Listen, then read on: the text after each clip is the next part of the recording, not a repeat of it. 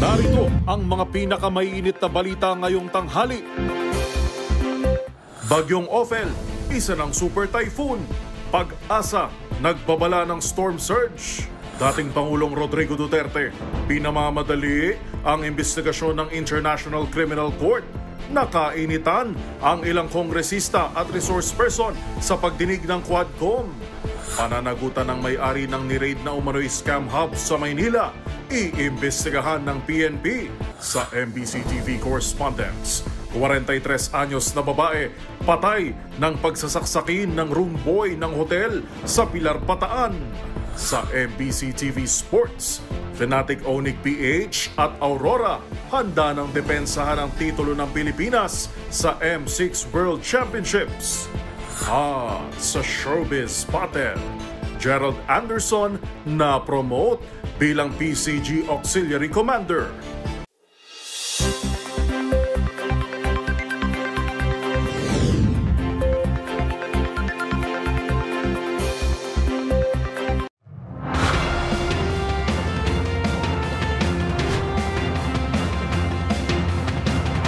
Bawat balita, makabuluhan. Bawat kwento, makapangyarihan. Boses ng Pilipino para sa Pilipino. Live mula sa MBC TV Studio. MBC TV Network News.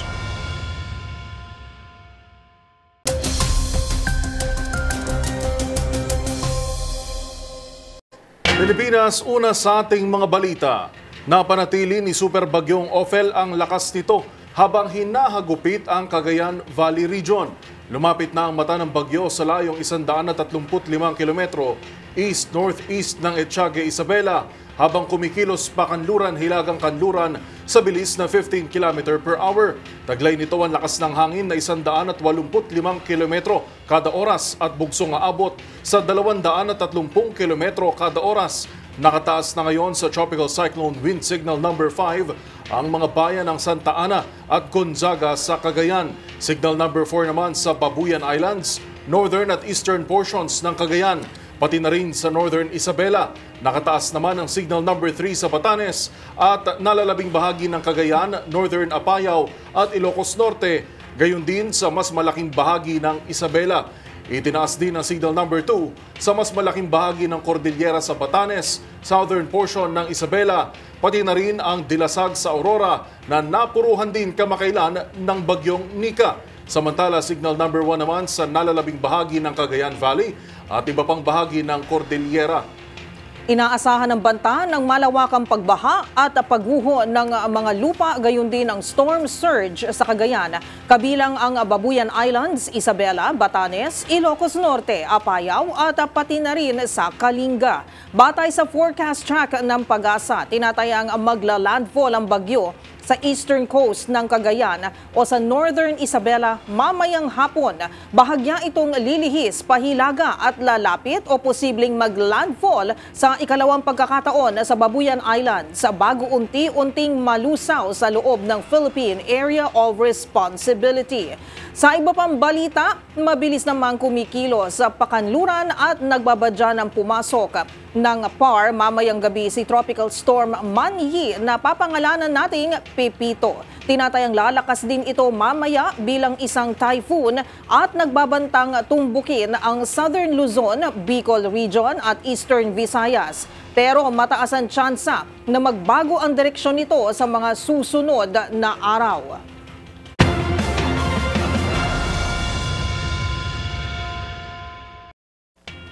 Sa puntong ito, makakausap naman natin sa ating linya ang ating MBC TV Provincial Correspondent na si Grace Sansano para ibalita ang pinakahuling sitwasyon sa hagupit ng Super Typhoon Ophel sa Cagayan. Magandang tanghali sa inyo dyan, Grace.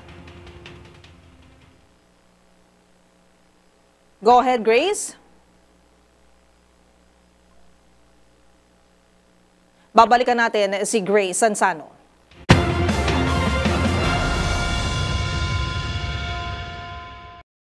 Samantala, mainit-init at umaatikabong sagutan ang naganap kahapon sa Kamara matapos sumipot sa kauna-unahang pagkakataon si dating Pangulong Rodrigo Duterte sa Quad Committee para sa investigasyon sa extrajudicial killings o EJK.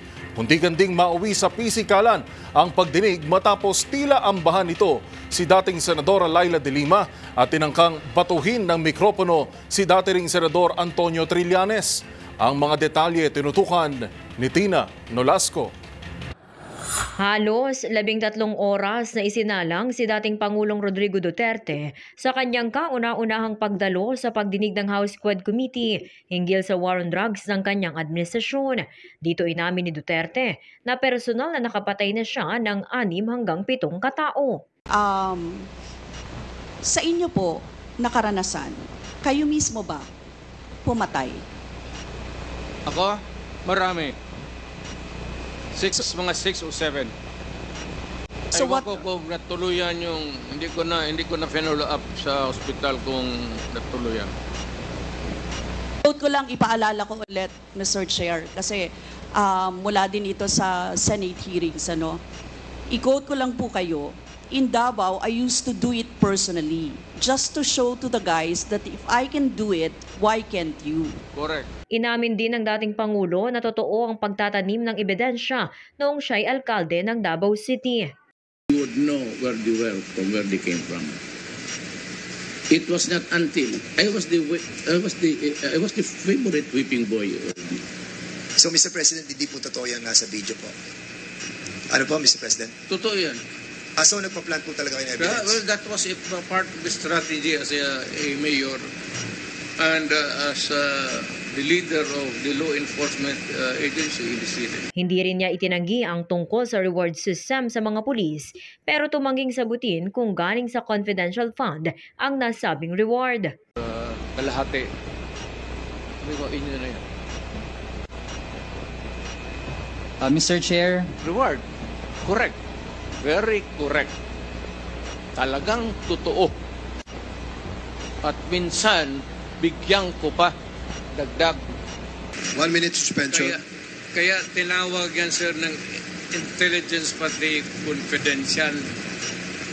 Kaya huwag kang magtanong kung anong confidential ginawa ko. Confidential nga.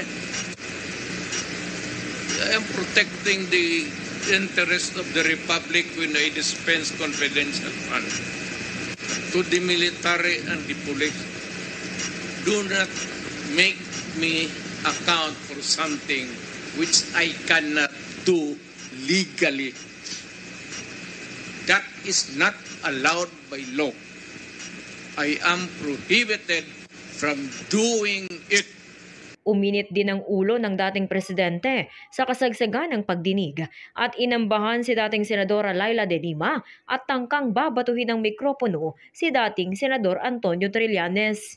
Hinamon din niya ang International Criminal Court na bilisan na ang investigasyon bago pa siya mamamatay. ICC to hurry up and if possible they can come here and start the investigation tomorrow. This issue has been left hanging for so many years. Matagal man, baka mamatay na ako, hindi na nila ako maimbestiga. So I'm asking the ICC through you na pagpunta na sila dito bukas, umpisahan na nila ang investigation. And if I am found guilty, I will go to prison and rot there for all time. Hinamon din ni Duterte si Trillanes na kung mapapatunayan nitong totoo ang mga aligasyon laban sa kanya, partikular sa illegal na droga, ay magbibigti siya at pagbibitiwin sa pwesto si Vice President Sara Duterte. Kung may totoo lang maski isa, I will hang myself in front of you. You can summon, I will sign a waiver, all banks, pati yung World Bank ng Amerika. Kung may isang totoo lang nakiting, I will resign and I will ask my daughter to resign and everybody in the family. That is my guarantee. And I will hang myself.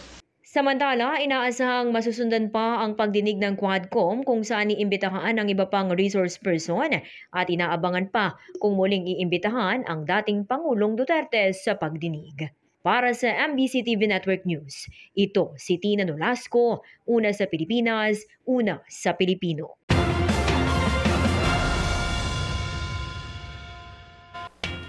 Ating balikan sa linya si Miss Grace Sansano. Miss Grace, kumusta na ang sitwasyon dyan at kumusta na ang mga kababayan natin sa norte na hinahagupit na siguro ngayon ng bagyong si Ophel? Grace? Yes, Karen, ramdam na itong bayo ng bagyong si Ophel. Sa katunayan, halos yung mga bubong, andito kasi ako mismo sa munisipyo ng Santa Ana at ramdam ko yung mga pagbayo-bayo na ng mga yero at sa ngayon na out of the 16 barangays ng bayan ng Santa Ana ay nandyan pa rin yung mga evacuation center nila at may mga naka-evacuate na. Forced evacuation ngayon ang ipinapatupad ng bayan ng Santa Ana. Ayon nga kay Mayor Nelson Robinson ay kinakailangan sumunod ang ating mga kababayan dahil dito nga sa inaasahang malakas na namang bagyo na tumama sa kanila. 3 sunod-sunod yung mga nakalipas na sila ang hinahagupit.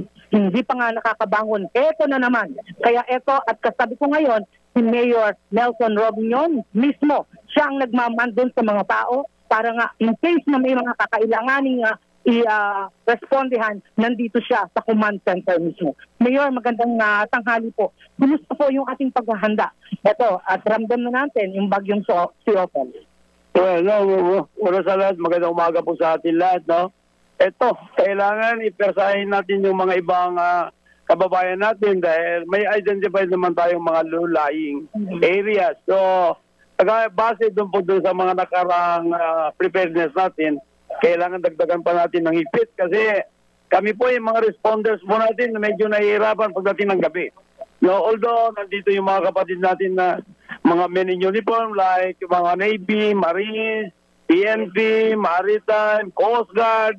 So, kami po yung samantalahin ko na nagpapasalamat po sa kanila. Dahil sila po mismo ang mga pangunahing nagre-responde po sa kababayan po natin. Mayor, ano po yung pinakamatinding barangay na unang-unang pinatamaan sa inyo sa mga pagbaw? Well, halos silang lahat pero particularly sa mga tabing dagat kasi may hampas ang yung alon po yung high tide, no? So, binabantayan po natin dito sa mga kabaybayan po natin.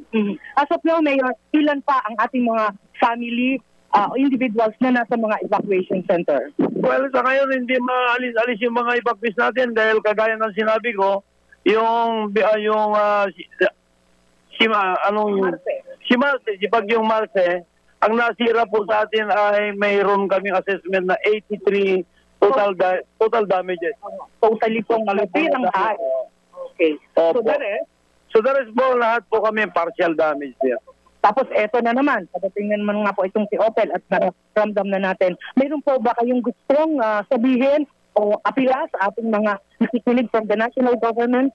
Nagpapasalamat din ako, lalong-lalo sa mahal natin Pangulo dahil 4 days ago, nag-abot na po ng mga tulong dito. At sa ngayon, nandito po yung Office of the Vice President para mag-abot din po ng tulong. Okay po, nakita ko nga kanina. Anyway, Karen, may gusto kang itanong?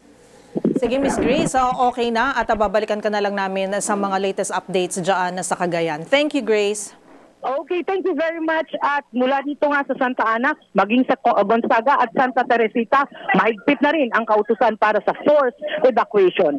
Yan muna ang ating live report para sa MBC TV Network News.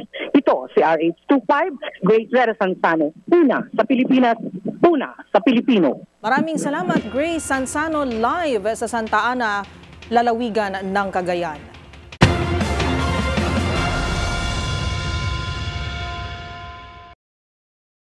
Sa iba pang mga balita, hindi umano dapat basta-basta paniwalaan ang binitiwang hamon ni dating Pangulong Rodrigo Duterte na imbestigahan siya ng International Criminal Court o ICC kaugnay ng extrajudicial killings noong kasagsagan ng war on drugs. Ayon kay Senate President Cheese Escudero, Mismong si Duterte ang may kagagawan kung bakit hindi na bahagi ng ICC ang Pilipinas at matinik ang mga probisyon kung sakaling magbabalik loob ang bansa sa ICC sa ilalim ng Administrasyong Marcos. Ang buong detalye ibabalita ni Raymond Dadpaas. Mahirap paniwalaan ang hamon ni dating Pangulong Rodrigo Duterte sa International Criminal Court o ICC na siya'y imbestigahan hinggil sa war on drugs ng kanyang administrasyon. Ayon kay Senate President Francis Chis Escudero, paano gawin ng ICC ang investigasyon sa kanya ngayon na hindi na miyembro ng ICC ang Pilipinas? Siya din ang dahilan kung bakit umalis ang Pilipinas sa ICC. Para kay Escudero, questionable kung paano ito i-operationalize ng dating Pangulo. Sa pagdinig ng House Quad Committee, hinamon ni Duterte ang ICC na mataliin ang investigasyon at baka hindi na siya abutan ng buhay. Paano ulit i-operationalize ni Pangulong Duterte na madaliin yung ICC siya yung umalis doon? So, rhetoric na ngayon. Sinasabi ko lang, paano hindi na bahagi ang Pilipinas ng ICC dahil sa kanya? Tapos ngayon, papamadaliin niya yung ICC? Again, babalik yung tanong. Paano ngayon i-operationalize yan? Mas magandang tanungin siguro siya kung paano niya balak gawin yon. Nasa pagpapasya na din daw ng Malacanang kung magdesisyon si Pangulong Bongbong Marcos na muling bumalik sa ICC gaya ng panawagan ng kanyang mga kasamahan sa Senado. Ang tanging papel ng Senado ay i-ratify ang mga treaty na pinasok ng Pangulo at iyon ang kanilang hihintayin. Giit ni Escudero, hindi madaling usapin ang pagbabalik sa ICC dahil kung may mga naniniwala na maring imbestigahan ng ICC noong panahon ng Pilipinas ay miyembro pa nito, may provision din ito na papasok lamang sila kapag hindi na gumagana ang justice system ng bansa. Para sa Pangulo ng Senado, hindi ito handang aminin na hindi gumagana ang ating justice system dahil magiging sampal ito sa mga nasa hudikatura. Para sa MBC TV Network News, ito si Raymond Dadpaas, una sa Pilipinas, una sa Pilipino.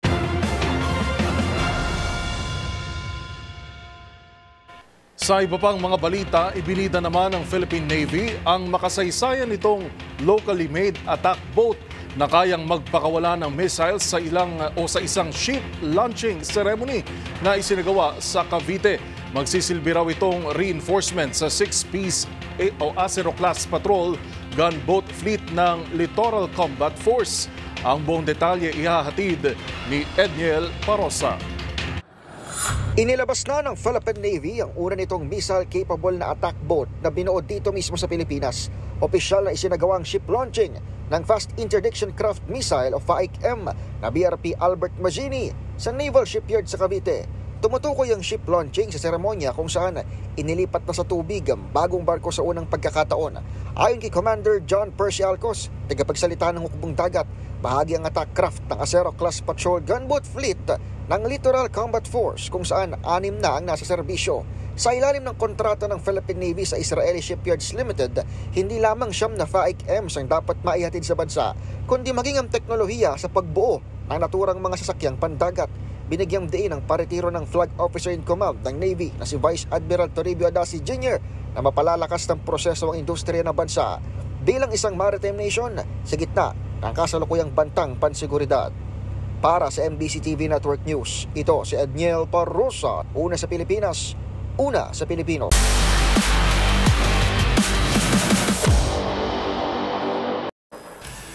Sa mundo ng esports, ilang linggo na lang bago magsimula ang prestihiyosong M6 World Championship sa Malaysia, tiniyak ng Fnatic Onyx Philippines at Aurora na handa ng mga ito para irepresenta ang bansa at madepensahan ng world title. Ang kanilang naging pahayag sa report na ito. Handa na ang MPL Philippines Season 14 champion na Fnatic Onyx Philippines at ang runner-up nito na Aurora na madepensahan ang titulo ng Pilipinas sa paparating na M6 World Championships na gaganapin sa Kuala Lumpur, Malaysia. Pangako atin to. Yun! Ako, atin ang taon na to. Yan ang kumpiyansang sagot ng mga representative ng best teams ngayong season ng MPL sa ginanap na Philippine Sports Writers Association noong Martes. Present din sa nasabing forum ang head coaches ng dalawang team. Sinabi ni FNOP coach Tony Inot Senedrin na gagawin nila ang kanilang makakaya to make the Filipinos proud. Habang siniguro naman ni Aurora coach Aniel Master the Basics Yandani na doble ang kanilang preparasyon para sa paparating na tournament na gaganapin mula November 21 hanggang December 15. Pinatotohanan naman ito ni Monton Games Regional Public Relations Manager Kit Medrano at inihilintulad ang paghahanda ng esports athletes sa mga atleta sa ibang sports. Kung paano naghahanda yung mga atleta rin natin sa iba't ibang mga palaro or sports, ganun din kung paano mag-prepare yung mga esports athletes natin, no? May sarili-sarili silang bootcamp, may sarili-sarili silang bootcamp rules, training, date kung kailan sila nag-scrim with other teams. And ayun nga, parte ng preparation din na yun, makikipaglaro din sila sa iba't ibang teams na makakalaro rin nila sa scrimmages din. Sa kasalukuyan, mayroon ng 5 titulo ang Pilipinas sa prestihiyosong M-Series.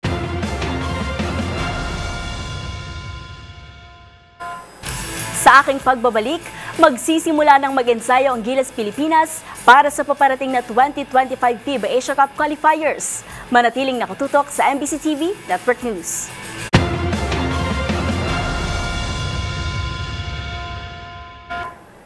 Narito pa ang mga balitang dapat niyong abangan. Dating Pangulong Rodrigo Duterte, umaasang una at huli na ang pagdalo nito sa Quadcom hearing. EPD tinawag na fake news ang pagdami ng nawawalang kabataan sa Marikina City. Sa MBC TV Global, New Zealand, planong limitahan ang online gambling at iban na ang online ads nito. Sa MBC TV Sports, Gilas Pilipinas magsisimula ng mag-ensayo para sa FIBA Asia Cup Qualifiers. At sa Showbiz Spotted, MMFF 2024 entry na pinagbibidahan ni Enrique Hill, featured sa Hollywood site na Variety. Lahat ng yan sa pagbabalik ng MBC TV Network News.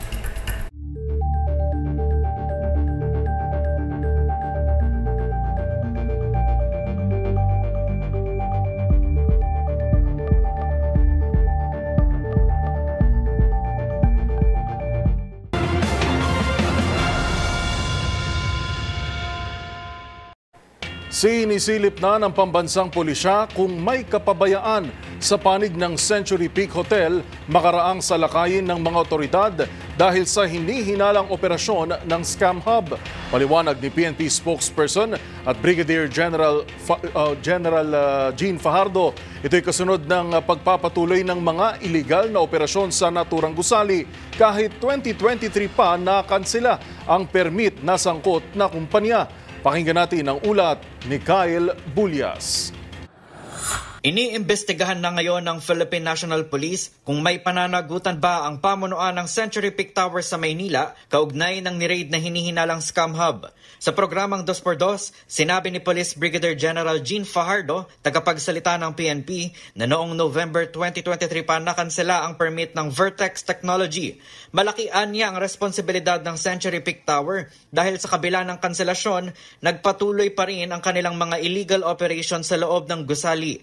Paliwanag ni Fajardo, sumasailalim na sa forensic examination ang mga nakumpiskang gamit sa raid at mayroon ng indikasyon na ginagamit ang mga ito sa love scam at cryptocurrency scam. Titingnan natin, mayroon bang due diligence na in-exert ang management ni po bang Century Peak? How come na hindi nila natunugan na may mga illegal activities na nangyayari dyan sa kanilang building? Oo.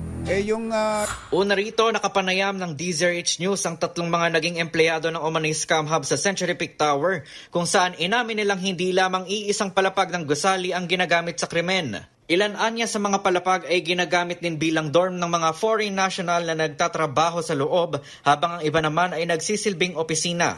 Kaugnay nito, tiniyak ni Fajardo na komitad ang PNP na masampahan ng kaso ang mga nasa likod ng Omani Scam Hub sa Century Peak Tower. Para sa MBC TV Network News, ito si Kyle Bulyas. Una sa Pilipinas, una sa Pilipino.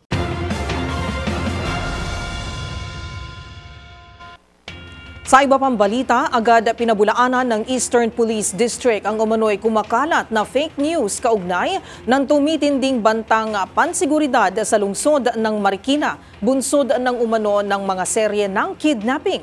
Nagbabalik si Edniel Parosa.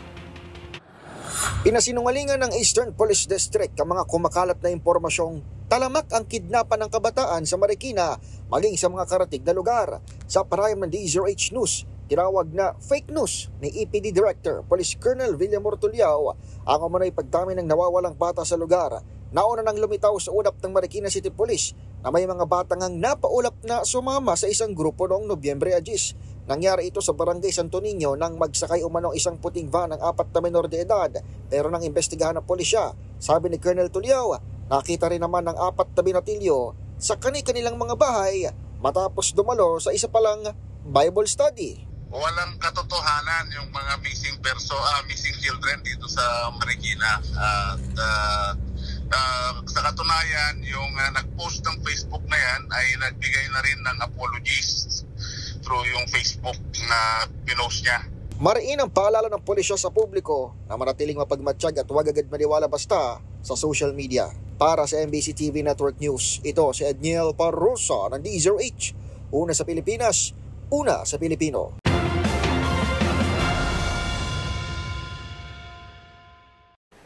Samantala, umaasa naman si dating Pangulong Duterte na ang pagsipot nito kahapon sa pagdinig ng Quad Committee ang magiging una at huli na nitong pagharap sa komite. Ayon kay Duterte, hindi niya tinatakasan ang investigasyon at sa halip ay para raw ito sa kanyang kalusugan. Ang detalye sa report ni Milky Regunan.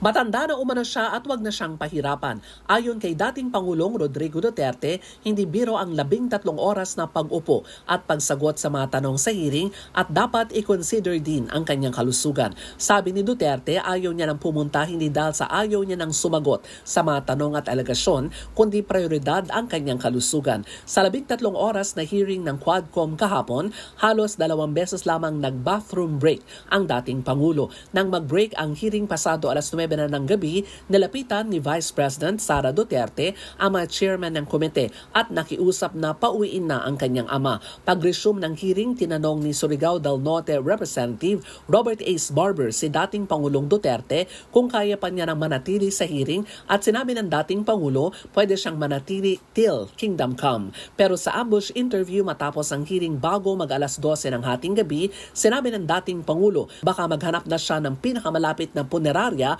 kung dadalo uli sa Quadcom hearing. Narito si dating Pangulong Rodrigo Duterte. Kung biro mo yan, sa edad ko, sunod ko niya, wala na, pagtindig ko, diretso na ako sa, ano bang mura? Punerarya pass o punerarya, mamatay na tayo sa edad ko.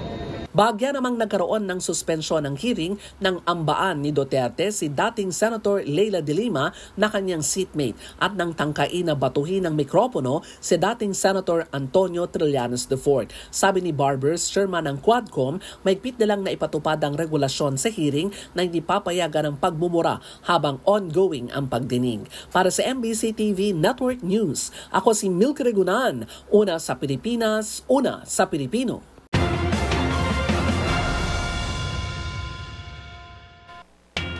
Tiniyak naman ni Justice Secretary Jesus Remulla na kumikilos na ang investigasyon ng Task Force on Extrajudicial Killings para ungkatin ang katotohanan sa madugong drug war noong nakalipas na administrasyon. Ang mga detalye ibabalita ni Boy Gonzales.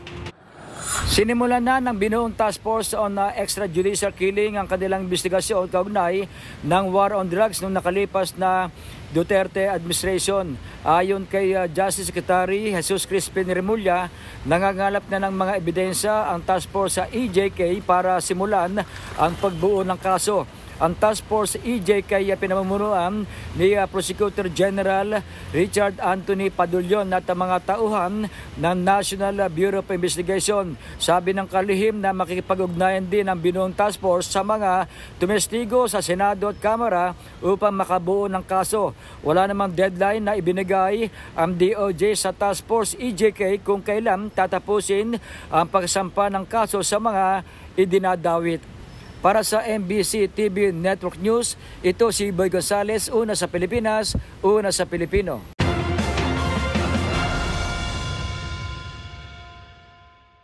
Aarangkada na ngayong araw ang panghuling National Simultaneous Earthquake Drill ng taong 2024. Ayon sa Office of Civil Defense, magiging sentro nito ang ceremonial pressing of the button sa isla ng Camiguin sa Northern Mindanao mamayang alas 2 ng hapon na po yan. Layo namanong subukan sa paghahanda ang gagawin ng publiko sakaling tumama ang tsunami at aktibidad ng bulkan kasunod ng magnitude 6.8 na lindol. Aminado naman si Civil Defense Administrator Undersecretary Ariel Nepomuceno na nakababahala ang tila hindi pagseryoso ng publiko sa earthquake drill. Babala ng opisyal, dito pa lamang sa Luzon, partikular kung saan nakalatag ang West Valley Fault, tinatayang aabot sa mahigit 50,000 ang posibleng masawi sakaling mangyari ang The Big One.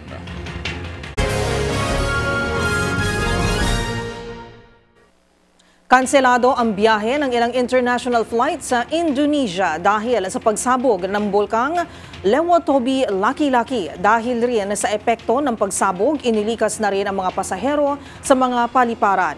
Yan at ang iba pang mga napapanahong balita mula sa iba't ibang panig ng mundo sa loob ng 1 minuto sa Global Headlines Report ni James Galange.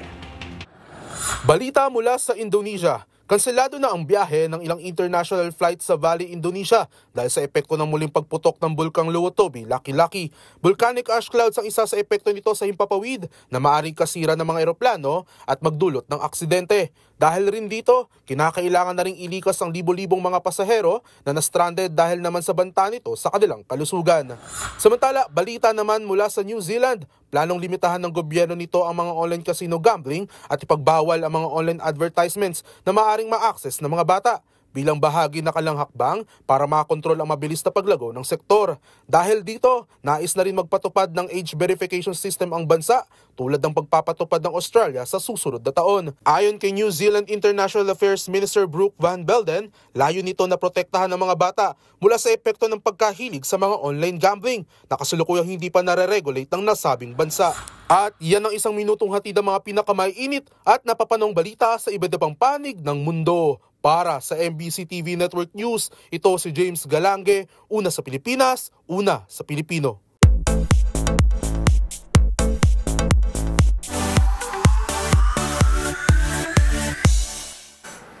Featured sa Hollywood media outlet na Variety ang katatakutan na hatid sa Kapaskuhan ng 2024 MMFF entry na Strange Frequencies Taiwan Killer Hospital. Ang pasilip sa pinagbibidahang horror movie ni Enrique Hill, panoorin sa Showbiz Report na ito.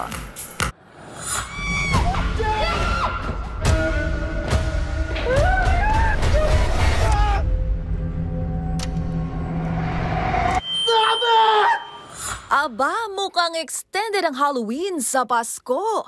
Iyan ang pasilip ng Reality MM Studio sa 2024 Metro Manila Film Festival entry na Strange Frequencies Taiwan Killer Hospital. Dubbed as the Philippines' very first meta-found footage horror movie, na feature nga rin ito sa Hollywood entertainment site na Variety.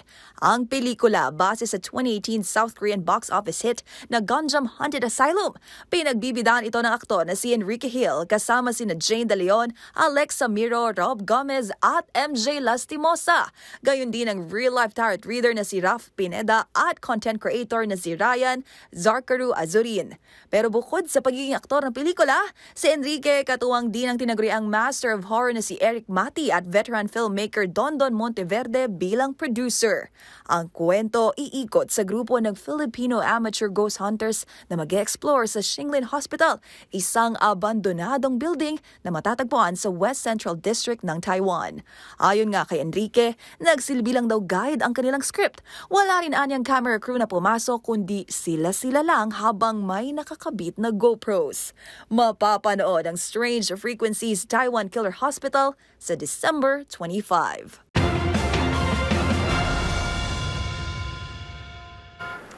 At sa aking pagbabalik, aktor na si Gerald Anderson, tumaas ang ranggo sa Philippine Coast Guard. Manatiling nakatutok dito lang sa MBC TV Network News. BRB.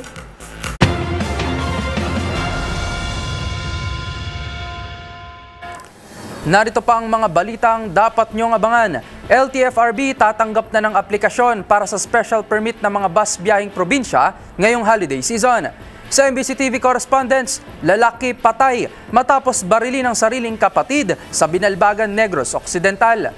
Sa MBC TV Sports, Gilas Pilipinas magsisimula ng mag-training para sa FIBA Asia Cup qualifiers. At sa Showbiz Spotted, aktor na si Gerald Anderson na promote na bilang PCG Auxiliary Commander.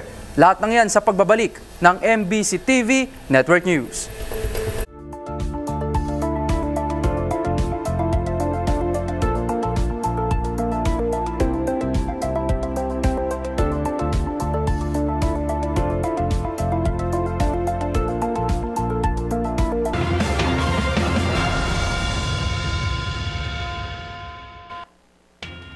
Sa pagpapatuloy ng ating balitaan, kasado na sa darating na Lunes, November 18, ang pagproseso ng Land Transportation Franchising and Regulatory Board o LTFRB sa mga special permit applications ng provincial buses para sa darating na holiday season. Ang listahan ng mga kaukulang requirements ng ahensya tutukan sa report ni Val Gonzalez. Mahigit isang buwan bago ang holiday season ay sinimulan na ng Land Transportation Franchising and Regulatory Board ang pagtanggap ng mga aplikasyon para sa special permit ng mga pampasaherong bus na bibiyahe sa labas ng kanilang mga ruta sa Pasko at Bagong Taon. Sa abiso ng LTFRB, simula sa darating na Lunes, Nobyembre 18, ay maaari nang magsumite at magproseso ang regulatory agency para dito. Kabilang sa mga requirements na hinihingi ng LTFRB ay ang hindi dapat na lumampas sa 14 na taong gulang ang edad ng isang bus unit. Bukod dito ay kailangan tukuyin din ng mga operator ang mga partikular na address ng kanilang magiging terminal saan mang nais nilang ruta. Magkakabisa ang special permit sa Disyembre 23 hanggang Enero 3 na ng susunod na taon. Ang pagbibigay ng special permit ng LTFRB ay bahagi ng paghahanda sa inaasahang dagsa ng mga pasaherong uuwi sa iba't ibang mga probinsya ngayong holiday season. Para sa MBC TV Network News, ako si Val Gonzalez, DZRH, una sa Pilipinas, una sa Pilipino.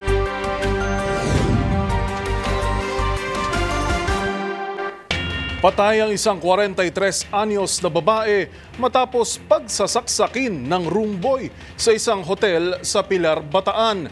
Yan at ang iba pang mga rumarapidong balita mula sa probinsya, hatid ng iba't ibang istasyon sa ilalim ng MBC Media Group. Wala ng buhay na matagpuan sa loob ng isang hotel na tadtad ng 36 na saksak sa iba't ibang bahagi ng kanyang katawan ang isang babae sa JJ Lino Road sa Barangay Panilaw, Pilar, Bataan. Sa ulat ng Pilar PNP na diskubre itong biktima na wala ng buhay na kinilalang si Roma San Pedro, 43 anyos, residente ng 294 Sierra Madre Mabini Homesite, Cabanatuan City, Nueva Ecija. Sa inisyal investigasyon ni Police Master Sergeant Tel Cruz Gupilan na may hawak ng kaso bago umano naganap ang insidente ng pananaksak. Naliligo umano ang biktima sa CR ng hotel. Nang pasukin ito na suspect na kinilalang si Mark Vincent Abawag Lauyon, 24 anyos, residente ng Barangay Rizal Dinalupihan, narumboy ito ng hotel na may duplicate ito na susi kaya nakapasok. Pagnanakaw lamang umano ng una ang pakay ng suspect kaya ito pumasok sa kwarto ng biktima at posibleng nakatunog ang biktima na may ibang tao na nakapasok sa kanyang silid kaya lumabas ito sa CR at dito na ito pinagsasaksak sa leg, dibdib, likod na agad ditong ikinamatay.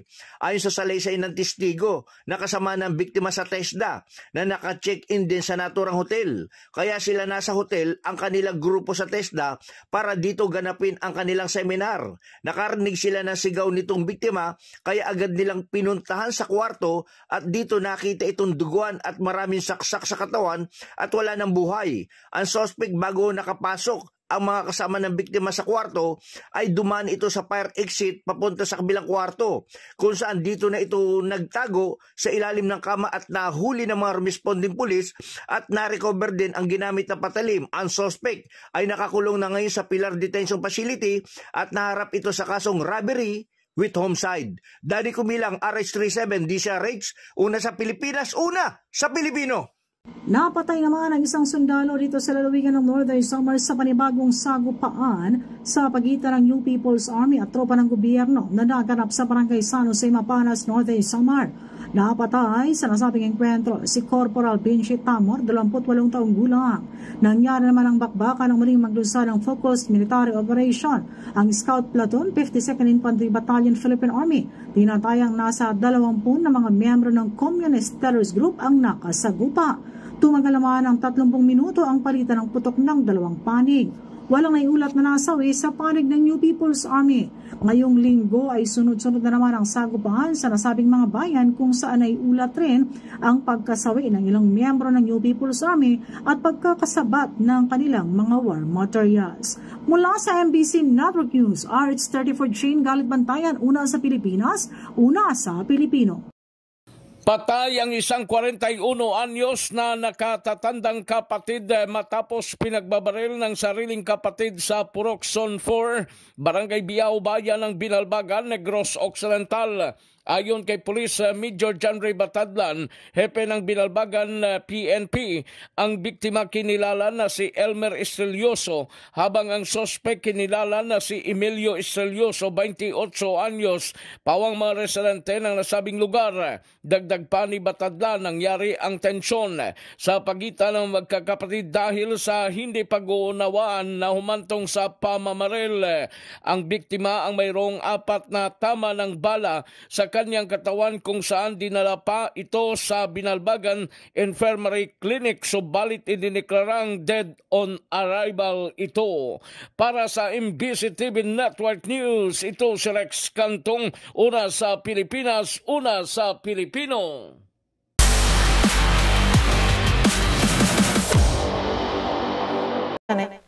Sa mundo ng basketball, magsisimula na ang bubble training ng Gilas Pilipinas bilang bahagi ng kanilang paghahanda sa 2025 FIBA Asia Cup Qualifiers. Mag-eensayo ang national team sa Laguna kung saan inaasahang present ang 15-man roster na inanunsyo kamakailan.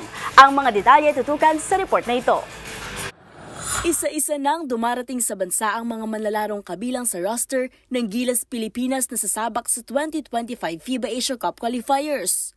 Bukas kasi, araw ng Biyernes, magsisimula na ang kanilang bubble training sa Inspire Sports Camp sa Calamba, Laguna bilang paghahanda sa naturang qualifiers. Unang makakaharap ng national squad ang New Zealand sa November 21, bago nito makalaban ng Hong Kong sa November 24, kung saan lahat ng laro ay gaganapin sa Mall of Asia Arena sa Pasay City. Sa inilabas na 15-man roster ng Samahang Basketball ng Pilipinas kamakailan, kabilang sa listahan sina veteran bigman Junmar Fajardo, Barangay Ginebra star Japet Aguilar, international standout Kai Soto at AJ Edu. Pagdating sa guards, kasama sa listahan sina Chris Newsom, Scotty Thompson, CJ Perez at Dwight Ramos. Kabilang din sa roster sina Mason Amos, Jamie Malonzo, Carl Tamayo at reigning UAAP MVP Kevin Kembao. Para sa mas pinalakas na Gilas reinforcement, kasama rin ang dalawang Filipino naturalized na sila Ange Kwame at Justin Brownlee. Magugunitang sa unang window ng FIBA Asia Qualifiers noong Pebrero, tinambakan ng Gilas ang Hong Kong at Chinese Taipei at susubukan nilang maipagpatuloy ang magandang run sa kabila ng maikling preparasyon.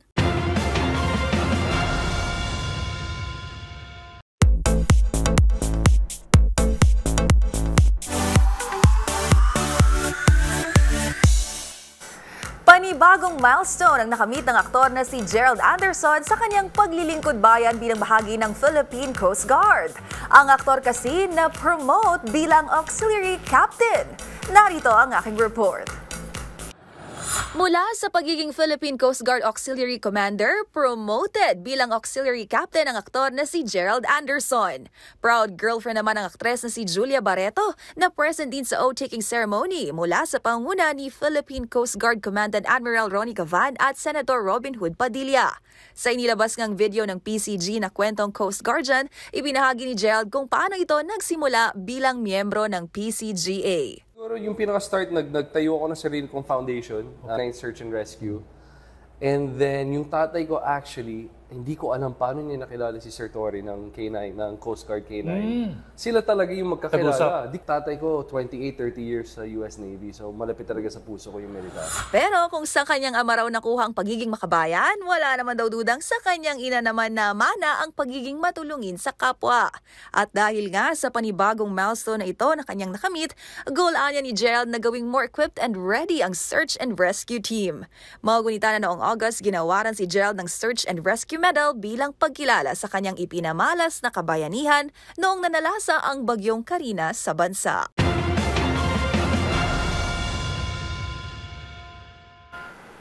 Para sa MBC TV Network News, ito po ang showbiz angel Angelica Cosme, una sa Pilipinas, una sa Pilipino. Balik sa inyo, Miss Karen and Buell.